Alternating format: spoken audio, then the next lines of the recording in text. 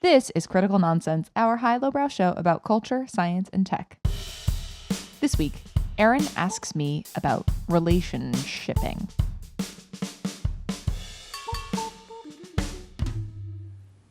Woo! Some people stand in the darkness, afraid to walk into the light. This is what Aaron sounds like. And this is what an executive producer and Baywatch aficionado Jess Vander sounds like. Hi, this is Jess. I can't remember the words to the song. It's just like, it's a feeling that comes from very deep in my soul. Right, from within. Yes. It comes from within, and everyone needs to let it loose. Loose. It's good. Yeah. Yo, Jess, it's just you and I today. Joey's not here. The big man. He's gone. This is it. Yeah. Is this podcast like shaped house clean? Are we good? I think it's clean. I think it's clean. Yay! I'm Yay! You're checking. That it is clean. Yes. I feel good about it. This is so good that we are not just antimicrobial today. We are antibacterial. That is, we are clean. So tidy. Although that does irritate my hands. Antibacterial. Antibacterial soap. Oh, bacterial. Antibacterial soap. You know, when you go to an establishment and they have antibacterial soap, and you're like, I have no choice. I'm so sorry. Yes. And I say a little apology to my hands, and then they get attacked. And then, yeah. because what all the good things. Yes. I need to do. I mean, I didn't grow up in a Dial household, but there were many times where Dial would end up there because it was on sale. And so my mom got it. Right. And it was just like, it was truly sad. It was like, oh no, this ain't gonna be good for my hands. And you know that pink stuff? Like, what is Oh that? yeah. Like, and No the clue. orange stuff? Like, The orange what stuff is that? so like, I really want it to have like a light underneath it, so it's more like a light gel, as opposed to like a thing I put on my hands. But you know, beggars can't be choosers, I suppose. I guess. But really, they can. It's a terrible turn of phrase. Yeah. Yeah, and then you realize everything is packaging, because they could be selling. You could be packaging these in some bottle, and then everyone be like, "Give me the pink." It is. Gloss. Listen, I grew up. I'm sorry. Yes. No, we shop. There are so many people that shop by color. Let me get the pink slosh, or whatever that word was. Whatever version of that. Well, Jess, Yeah. So I do have a question that I like to pose to you, and I'll give a little bit of context because it came from like the recesses of my brain. I'm going through two kind of exciting things in life right now. Yeah. Well, I was 3 months ago. One of them is that I am writing more and like doing fiction. Yeah. It feels so good. I'm like meeting characters and figuring out their relationships and like building a world around them. And it's just so freeing. So I love that. And at the same time, I'm in like 3 book clubs, but in one of my book clubs, we did Heated Rivalry along with the entirety of America last year, at the end of last year. And, you know, those two things happening at the same time just got me into this place of like, it got me back to shipping. You know, are you familiar with shipping, the concept of shipping? Like containers. Okay. That is the main version of shipping. Right. And like code or like Stan. Help. Help me. I love this. So I am referring specifically to shipping as in the short fanfic inspired phrase of relationshipping, where writers would write fanfic of fictional characters and put them into a relationship, build a whole narrative around these two characters that canonically are not together, but make them together. And this all started in the 70s with Captain Kirk and Spock. There was literally fanfic, and that whole genre started out of that sci-fi moment. And people started writing stories about Spock and Kirk and them coming together. So I want to pose the question to you on this glorious day. What fictional characters should we be shipping today?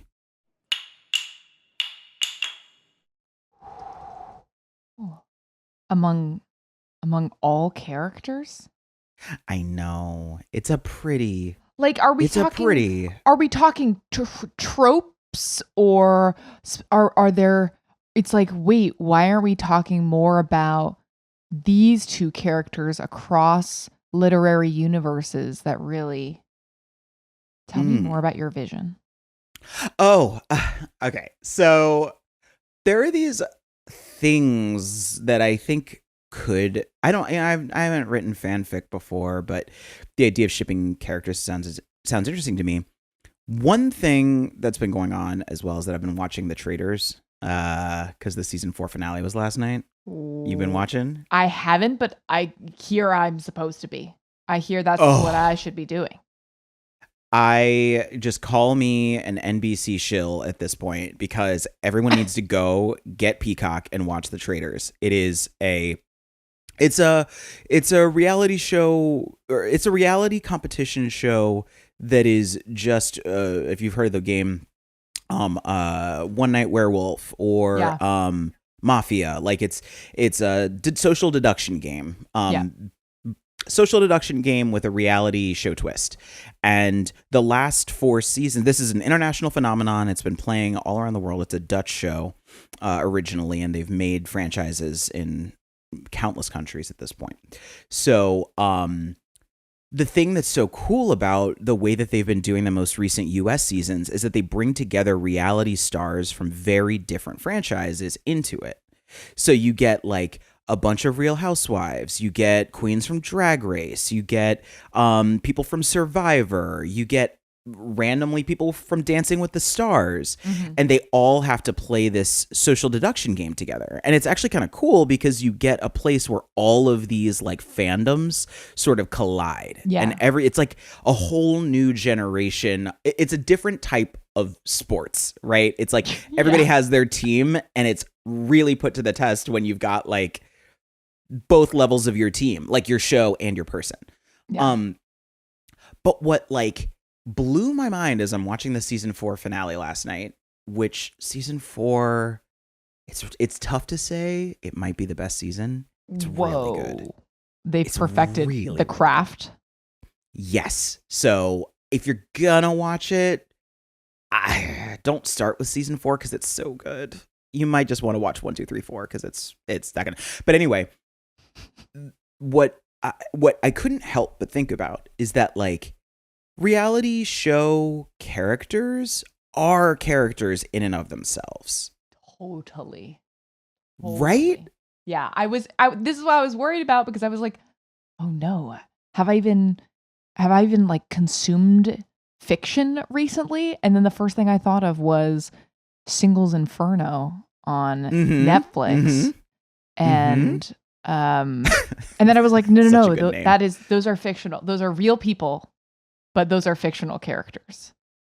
Yes.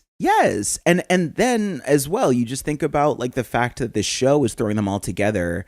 And in some ways, it's actually it's not really, it doesn't have a romantic angle to it, but you're kind of living the shipping, because it's like a cross franchise thing. It's like the Who Framed Roger Rabbit of reality shows, where you have all these like franchises coming together. So I say that because I think that you could it can cross generations. Like you could have Archie Bunker and Peg Bundy. That's a really weird combination. All in the Family and Married with Children? Why am I going with sitcoms? Why am I going from the 70s to the 90s? Whatever. But point being, like, there's total freedom. So it's not just people right now, but it's, or like fictional characters now, but it's fictional characters whenever, and it's reality show characters. It's all that. So I don't know, who should we put in? You know, I'm gonna have to think for a second, but you know what it reminded me of? I think it was in Kate McKinnon's Hot Ones appearance, which is one of the best of interviews I think that has ever been on that show. So hilarious. But in it, Sean Evans asks her about her comedic philosophy. Like, how do you come up with these outlandish characters? And she was like, well, it's kind of just think of two things that shouldn't really coexist and just put those together. Like, I'm gonna botch it, but I think it was like demure German, or it was like something like that. Like she gave like some kind of example like that. And she was like, and those shouldn't exist. And I was like, well, but the spirit of it was like that is the way that she thinks up her characters, of like create something that is just, it's automatically funny because you're playing with either a stereotype or an assumption or whatever that flips it and makes it interesting. And so there's the thing that it first made me think of is like, okay, if we're going to be bringing together characters from different universes, how do you create that paradox or that like high contrast to make entertainment? That's really cool. Like, you know, you could take characters that are both in the same genre, like both sci-fi characters from different shows or whatever. But what if you take like a horror character and put them in a romance? Or what if you take I don't know, a reality show contestant and put them in a cartoon environment, which is very funny in my mind. That's just because a lot of them are just living cartoons anyway. But like, that takes me a little bit. And then the other one too is like actors who have portrayed characters in very different films. Like, I don't know that I want to ship it, but like Tom Hanks in Big, like meeting Tom Hanks as Woody. Like, what is that? What is their friendship? What is their relationship of sorts? That's particularly weird. That's it's like, why I went really weird. I'm sorry. That's a really weird place to start. And the first thing I thought of was, so would this be animated or right? Is it computer generated? Maybe, this like or live action when like Woody strolls in with the doo, and then suddenly Tom Hanks is in a Western with himself with a Pixar character. God, I love this. I know that this is like now just teetering. It's just a mashup in my mind now, right, and I know there's a difference. Yeah. Right. But I find that fun and funny. That's really good. And it makes me silly. But there are some characters that I would really like to see. So like, for example, this is a really weird one, but I would love to. Oh, actually, that doesn't work. Shit. That was an actress swap. I was going to say the Jennifer from Back to the Future 1 with Jennifer from Back to the Futures 2 and 3, because they switched the actress to Elizabeth Shue after the first film, but that's just the same character. So that doesn't work. Okay, got it. It's actually, yeah. But I will go with Marty McFly. Oh, damn it. That's the same thing. Marty McFly from the beginning of it to the Marty McFly from the end. Why do I keep on shipping the same person with the same person? Wait, I think I just like this format of storytelling. Yeah, and it could just be that I just like Back to the Future even worse.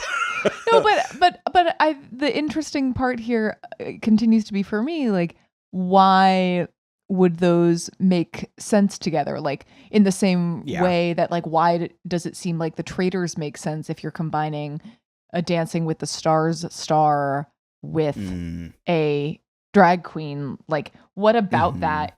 Like, it's just like, oh, what an unusual environment. Like, what a interesting dinner party this would be if you just put these people together, or like the other thing I was thinking of like, when you the in the whole like superheroes thing where they would like cross over different franchises, like what would happen if we're taking Disney IP and mapping it with other IP. I've been working on projects around kids and kids universes, so the first thing that came to mind was like, imagine Olaf from Frozen and Kima from K-pop Demon Hunters, and how Olaf would be like, oh, you're really hot.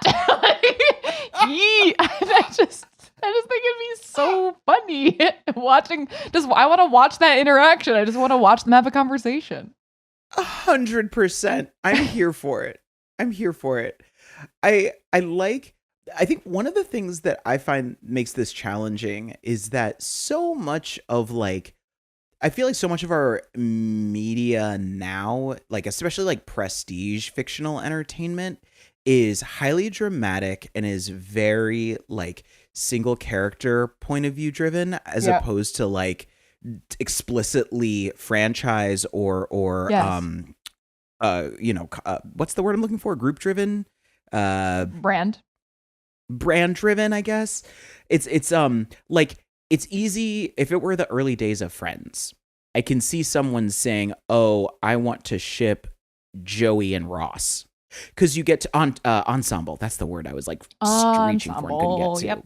I see. So like, yeah, there aren't I can't think at least of very many places where you get like a group of people together who you then can like imagine relationships with in that way. There aren't a lot of ensemble shows in that way. Maybe I mean I know I'm wrong. I can think of Hacks being an ensemble show, but But even as an ensemble, I still think that I kind of still imagine like the smart lasso tool phenomenon where you're like, yes, but like these, like we can imagine just like grouping this individual character, this group of characters, this IP, because that's the way we think of things these days. Like this is coming up a lot in our various entertainment work about how, people don't really choose things to watch or entertain them just based on who made it. It's usually like, I just love these characters, or like I love this world, and that in a way that means that all of those various characters then could plausibly become free agents and be displaced and moved into a different world. It's like, what about these characters I love in this other world that I also love? But then that would be really interesting to see what would happen if Star Wars characters were displaced into the Lord of the Rings universe. And then they were like, wow, I was used to lasers and stuff, but it's like an entire like humbling experience where they're actually getting, needing to learn how to use cannons and stuff. That I don't know why that's the first thing. I like that. Interesting. Are there cannons in Lord of the Rings? I haven't watched it. It's more like trebuchet. It's not really a cannon. It's like a catapult. They've got arrows. Yes, I went even too far with cannon. That's too advanced, potentially. But excellent. But I like the trebuchet. We need to recognize the trebuchet more often. We should be talking more about trebuchets. Yeah, 100%. Like, one of the things as well that this is making me realize is that, like, in the context that that shipping and slash fiction and fan fiction was born, what ifing was fundamentally a sort of rebellious act, right? It's queer, this like where it started, because you've got Spock and Kirk, and then and also it's aliens, and it's no surprise that it's that specific franchise which is so focused on inclusivity and diversity. But then you also are dealing with like media constraints of the 70s, which means that like if you contrast that with what is available and possible today, and the sort of like, you could argue that like the what if is out of the barn these days. Like aside from the fact that we can cross mash all these different franchise, like that businesses are mashing up these franchises in different ways, that kind of weakens the sort of like the surprise of like, well, what if it's like, I've played Smash Brothers. I can see Kirby next to Link from Zelda. Like I that's happened. That's so funny.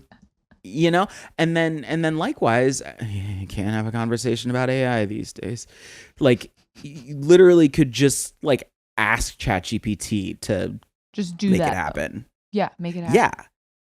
And likewise, like we've even seen like some of the backlash against, or not backlash, some of the like shaking in the boots as a lot of media companies start flirting with AI. So like I'll have to put it in the show notes, but I believe there was a little bit of a shock when two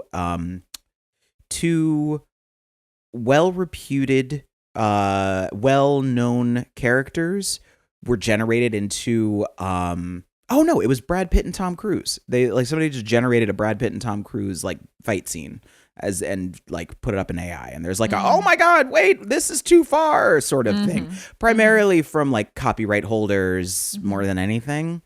But point being, the ability to like get from what if to oh look, it is. The gap is so much slimmer than it was in the 70s. Like the possibility that you could ever see some of these things is actually kind of gone, because like if you Google it, it's out there for better, worse, and terrifying. Like you might want to put your incognito filter up, because I don't know that you want any of that in your search history. Who knows? I can get kind of crazy. Right, but then I think in some ways that could be, to play the angel's advocate, like what if that's just creatively inspiring, and that means like it could be like anything could be with anything, and that means now like how do you, if you're an Aaron Powers writing your fictional story, like why not, like whatever you're dreaming up, sure, that could and should be. I do, not just because you used me in your example, your linguistic example, which I just love. Those I feel seen, I feel cared for. I do think so. Number one, I've used AI to generate like the visuals of characters that I've developed, because I'm just like, what does this person look like? What like, and it just helps me like that? kind of nothing like that. Yeah. And I do think I find that to be really cool, like being hyper imaginative, being able to just be like, this thing's really fuzzy, and then like boom, there's a version of it. That's cool. Yeah. I think there are also kind of constraints on it, because then as soon as I see it, it's really hard to unsee it, and it's really hard to then like turn it into something else, and like, oh well, what else could it be? And a lot of the like fun and interest of creating is that. Yes, it reminds me, the other day in our book club, a few coworkers have put together this book club, and it's so fun, and we do it every month.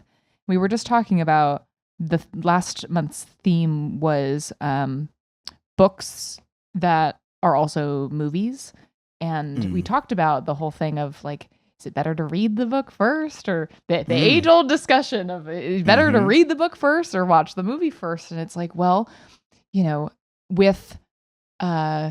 with words, you are left to fill in the gaps of what isn't on the page, or maybe it is on the page, but you imagine it with your other senses in other ways. And then when you see a movie, you're like, oh, that's not what I thought in my brain. Right. Like I had pictured, like when you said this, that it was more like this, but now I'm seeing somebody else's interpretation or vision of what those things looked like or meant, which is interesting, because the more we talked about it, it sounded like more people, it sounded like more people often are disturbed reading the book first and then seeing a movie second and then being like, what? No, than the other way around. Like more often there's like satisfaction looking at, or, seeing a movie and then reading the book and being like, oh, look, another perspective. Like that's helpful and Mm-hmm. like you can create more consistency. And so it's interesting. I know it's sort of a tangent, but the idea of like, you know, what direction, like as we're coming up with creative inspiration and imagining universes of uh, different characters and worlds, like what is the right order of operations to maximize our creativity? That's so cool. I don't know why it sparks it for me, but it takes me to like what is powerful in writing like writing versus video games. I find them Mm-hmm. both to be highly interactive media. Like very plot driven books are really great at inspiring your imagination. And like the more that you engage with it, the more that you are creating and interacting with what that world could look like in your head. And I think there's like that's where there's both tension and reward in seeing someone's vision of it in another format like Right. film. And then with video games, obviously you're like playing a character, so you get Right. close into the story in that way. But like the world has been fixed to a even in games that are functionally open world and all that kind of stuff, you are fixed in terms of what that world looks like, feels like, Right. the mechanics, all that kind of stuff. But it is highly interactive. And I think when it comes to shipping, it is an act of imagination and it is an act of like, what are all the possibilities that could be? But it's also an act of like deep care for a character and the writers behind that character, the creators behind that character. Because it's sort of like, well, what are the things that like, what are the character traits that become really interesting when they start to rub up against somebody else's character Right. traits? How do those people navigate the rules and the strictures of whatever the combined world that they're in is? Do they lean into those things? How does the world that has already been created respond to those things? And if there are gaps in what you can imagine, you get to fill them in. And so Mm-hmm. it's this amazing, like, it is an amazing act of fan service, and it can be a really powerful way to be like thinking about like and allowing yourself to sit in the creator's chair for that incredibly interactive version of that media. um and I guess like you can do that anyway. Like you don't need, there is something specific about it being relationship based. Like that part of it, I think, is the difference between like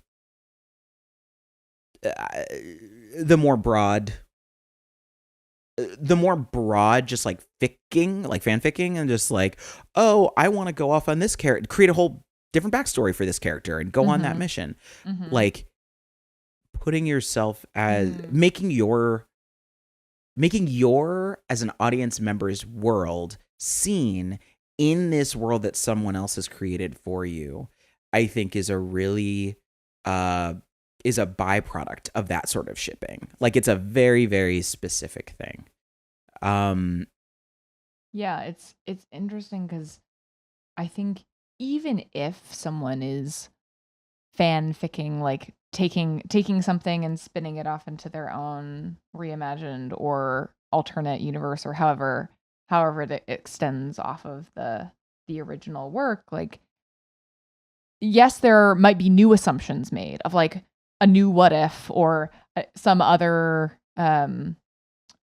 additions that weren't already assumed in the original work. But at the same time, no matter what, like even the most thorough and exhaustive work of uh, literary fiction can't possibly fill all gaps of imagination. Like yes. it like still leaves room for that in a way that, and so like being a creator in that space is like you have to relinquish some amount of creative control to the Mm. audience, like to the participant. Whereas I think it feels like when we're talking about films and then maybe video games to an even greater extreme, like you have to build in those assumptions into the universe, like that you are asserting the relationship dynamic, and that's the thing that you are Mm-hmm. portraying to the viewer, to the gamer, to the consumer.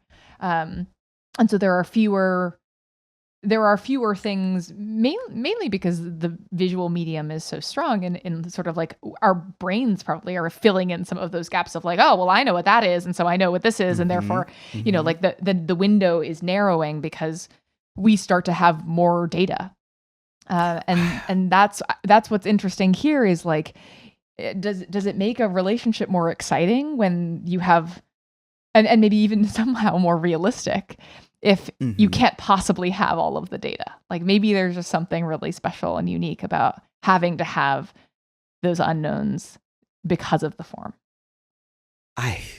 There's this cliche in film that you make a film, that every movie is made 3 times. It's made in the writing, the shooting, and the editing. So it's like 3 completely different things. And I think as a group who's working on a film, you have to have a very strong sense of humility throughout each of those different leaps, because you may not be a part of every different version that it goes through, and almost certainly it will evolve. It will evolve, and it could evolve pretty substantially between any one of those little leaps. And what you just said with reading and writing is really cool, because you just get to, it is the thing that I love most about writing, and I think a lot of writers say this, is that like you create the entire world in your head.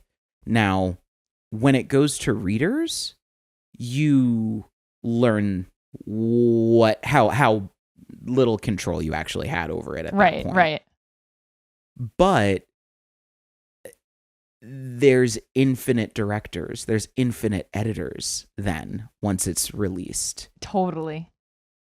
And everyone's mind gets to chop it into a totally different film that is all theirs. And I love that. Yeah. Yes. That's it. Ugh. I think you wrapped it. Did you wrap it? Yeah. You just wrapped it. Sure. Just, whoop, there it was. The ribbon? Who needs a ribbon for that wrapping paper? After all these years, I still find one here or there, like a little wrapping joke just hidden under the couch cushions. So I got more somewhere. I'll find some more. Wow, this was lovely. lovely. Was really fun. Thank you for spinning this yarn with me. Thank you. That was fun. Critical Nonsense is a Sylvain production. Brought to you by... Hello, my name is Donna Connection Person. I'm the matchmaker that you've always wished for all of your fictional character needs. Yes, that's Kenny G in the background. He made all the music for our commercials. And you just come to me and we'll figure it out together. Matchmaking fiction. Ta-da! That was the worst one ever. I think it was the best one ever. It was real rough. We'd like to thank, and I specifically would like to thank, Aaron Powers and Joey Cameron. And that Kenny G rendition for being excellent co-hosts. You know what? Imaginators. Kenny G and his soprano sax would like to thank executive producer Jess V. Vander and sound engineer and true musical aficionado Alex Contel. And thank you to our programming coordinator and our open world gamer, Les Jacobs. And the production crew with which our imaginations would never be able to be set this wild. Sorry, Gilbert, Nora Mestrich, Christy Jensen, Amanda Medina, and Amy Waters. And as always, thanks, Helen. Thank you. Special thanks to... I got one. Yeah. Alan Cumming, The Traitors. It's the most exciting accent I've ever heard on TV. It's so Scottish, and mine's terrible, and I'm so sorry for everyone who's listening. It's like the worst Mike Myers Shrek ever that I just did, and it's embarrassing, and I am so sorry. I am so sorry for every Scotsman that heard that. Mm-hmm. I'd like to thank the humble brands of what I believe to be Boardwalk and Fast Orange, which I think are, or maybe Dial. It's not clear to me which is which, but I believe these are the pink and orange soaps that I was thinking about. And you know what? Yes. You're just working hard, trying to clean your hands. So I thanks. hope those are in the show notes. If we're thanking them, I hope they're in the show notes. I want to see them there. It's so good. And do you have a game that you want a special thank? Yeah, so the game that I want a special thank is not Hopscotch, is not Foursquare. It is very weirdly, it's God of War: Son of Sparta. Ooh.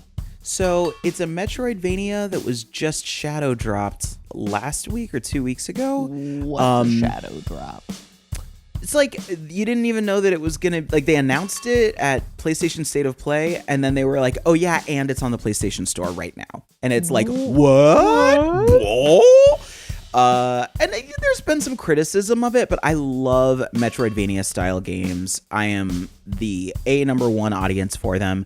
I love the God of War franchise. It is, I think, just one of the best examples of how culture has changed over the past 25 years. I just love it. Yes. And yeah, I think there's nobody I'm trying to ship in the game so far, but like, we'll see. Options. Who's to say? Do you have a special thanks to a book, an additional book as well? On a book? Mm-hmm. It was really specific. Wasn't it?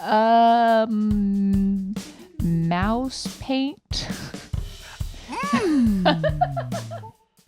You know mouse paint, where the mice just jump into different paint?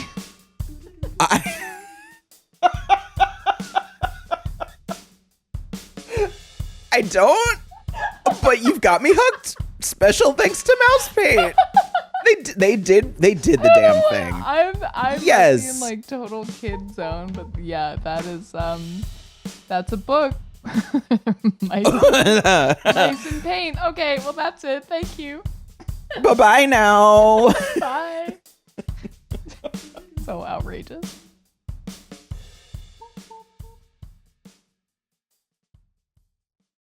Mouse paint? What was I thinking?